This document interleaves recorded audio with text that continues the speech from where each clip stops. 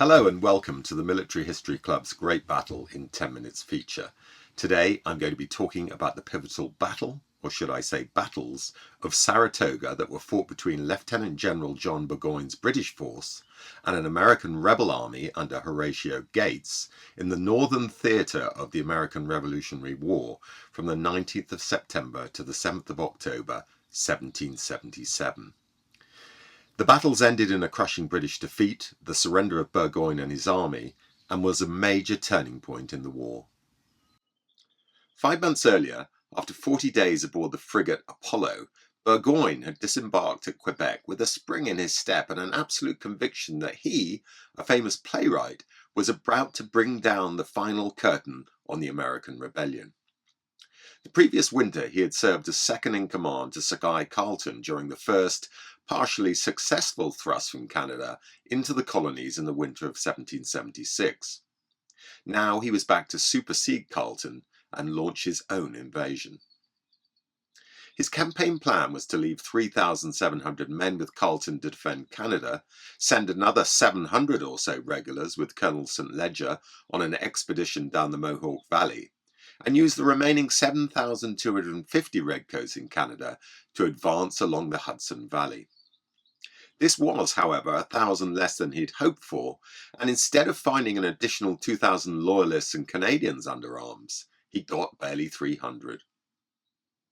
Undaunted, Burgoyne began to prepare for the forthcoming invasion with a thoroughness that belied his reputation as a womanizer and a rake.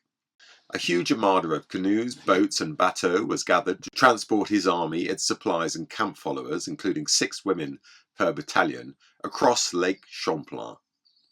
Burgoyne also enlisted 500 Indian scouts, warning their chiefs not to harm non-combatants or prisoners with either hatchet or knife. "You shall receive compensation for prisoners you take," he told them, "but you shall be called to account for the scalps." At first he made good progress. Having landed his army on the southern shores of Lake Champlain on the 30th of June, Burgoyne took barely a week to capture the formidable Fort Ticonderoga by hauling guns up a nearby hill. The 3,000-strong rebel garrison withdrew without a fight, and within days, Burgoyne had reached Skenesborough, just 40 miles from Albany, where he hoped to receive news of General William Howe further south.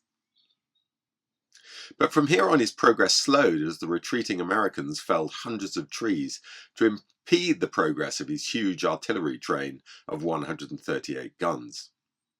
Burgoyne could have taken the easier water route down Lake George to Fort George before marching southeast to Fort Edward on the upper Hudson, but he chose to go overland because it would enable him, he had been assured, to recruit thousands of loyalists.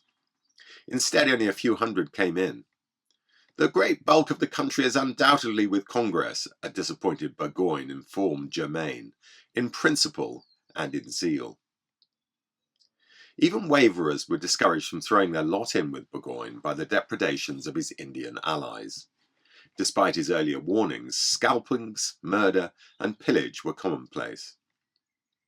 A surgeon of the staff of General Gates, the rebel commander, noted in his diary on the 27th of July, "A number of Indians went to a house near Fort Edward and took 2 white women and a Negro man and woman, and one of the white women they killed upon the hill and scalped her." More setbacks like these followed. First, a British expedition to capture the rebel supply depot of Bennington was easily repulsed by General Gates on the 9th of August, a defeat that cost Burgoyne 900 men and 4 cannon. Then came the news that Colonel St. Leger had called off his expedition after failing to take Fort Stanwix at the head of the Mohawk River and would not now be joining Burgoyne at Albany. At this point, having reached the deserted Fort Miller on the Hudson, 8 miles south of Fort Edward, Burgoyne was tempted to fall back. His supplies and force were dwindling, and he was being criticized for spending too much time carousing and not enough planning his campaign. On the 20th of August, he poured out his worries in a letter to Lord George Germain, the colonial secretary, asserting that Upper New York, contrary to his expectations, abounded in "the most active and rebellious of people." Awaiting him, moreover, was an American army not only superior to mining continental troops, but its commander could have as many militia as he pleases. His afflictions, he added, hang like a gathering storm. His instinct was to pull back to Fort Edward and wait out the winter, but he still held out hope that General Sir Henry Clinton would assist him from New York. And he probably knew that if he retreated, it would be his last chance of an independent command. So he pushed on down the west side of the Hudson, reaching the settlement of Saratoga in mid-September. 4 days later, on the 19th, he attempted to outflank General Gates's well-entrenched position at Beams Heights near Stillwater on the Hudson. After a brutal slagging match, Burgoyne remained in possession of the field at Freeman's Farm, but it was a hollow victory because his 600 casualties were twice as many as the Americans had sustained, and, more importantly, he had failed to unhinge Gates' defensive position. That evening, his hopes were raised by a message from Clinton, who promised to make a push up the Hudson with 2,000 men on the 22nd of September. This encouraged Burgoyne to dig in and wait, but as the days passed with no sign of Clinton, the temperature plummeted and supplies dwindled. On the 3rd of October, Burgoyne ordered the daily ration to be cut by a third. 2 days later, he called a council of war and proposed another attack. His senior commanders were not enthusiastic, preferring to retreat towards Saratoga, but Burgoyne got his way, describing the new operation as a reconnaissance in force, though its object was the same as before, to gain the high ground that dominated Gates' position at Beams Heights, making it untenable. The outcome of the Battle of Beams Heights, fought on the 7th of October, was never in doubt. After 3 hours of trying and failing to fight his way through a wheat field bounded on two sides by woods, Burgoyne called off the attack. He had directed the fighting with great coolness and courage, losing a horse and having his hat and waistcoat riddled with bullet holes. But it was not enough. Among his 900 casualties were 40 officers and 2 generals. Rebel losses were fewer than 130. A day after the Battle of Beams Heights, many miles to the south, Clinton wrote to inform Burgoyne that he had just captured the last of the Highland strongholds. Nous y voilà, and nothing now between us but Gates. I sincerely hope this little success of ours may facilitate your operations, wrote Clinton. The letter was hidden inside a small silver bullet and entrusted to a loyalist courier, Daniel Taylor, but Taylor was intercepted by rebels en route, and before he could be searched, was seen to swallow the bullet. Twice Taylor was forced to take a powerful emetic. The first time he snatched the bullet out of his feces and swallowed it again. The second it was seized, the message extracted and shown to the rebel commander, who ordered Taylor to be shot as a spy. Burgoyne never learnt, therefore, that help was on its way. Not that it would have made much difference. Fort Montgomery was more than 220 miles downstream of Beams Heights, a distance that would have taken Clinton's force weeks to cover. And Burgoyne did not have weeks to spare. During the night of the 9th of October, his battered army withdrew to Saratoga, leaving its fires burning and its tents standing.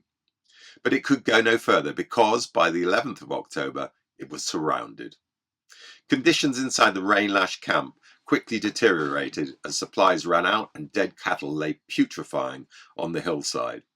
And all the while, the rebels kept up a constant cannonade of cannon and rifle fire, causing many of the British non-combatants to seek refuge in a cellar. On the 13th of July, Burgoyne invited all his officers of captain and above to a council of war.